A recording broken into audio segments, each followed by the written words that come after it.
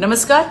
सध्या सोशल मीडियावर gas booking बंद झालंय किंवा सिलेंडर मिळणार नाही अशा अफवा पसरवल्या जात आहेत.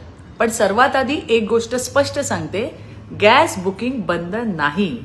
केंद्रात प्रधानमंत्री नरेंद्र मोदीजी यांच्या नेतृत्वाखाली आणि महाराष्ट्रात मुख्यमंत्री देवेंद्र फडणवीसजी यांच्या मार्गदर्शनाखाली नागरिकांना आवश्यक सेवा सुरळीत मिळाव्यात यासाठी सतत काम चालू आहे.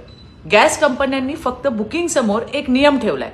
एका बुकिंग नंतर दुसरे बुकिंग करण्यासाठी किमान 25 दिवसांचं अंतर असणं आवश्यक आहे.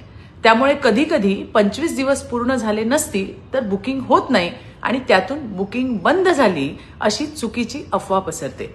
खरं तर हा नियम साठेबाजी आणि गैरवापर थांबवण्यासाठी करण्यात आलाय, जेणेकरून प्रत्येक घरापर्यंत गॅस योग्य वेळी पोहोचेल. म्हणून माझा बहिणींना सल्ला आहे की घाबरून जाऊ नका.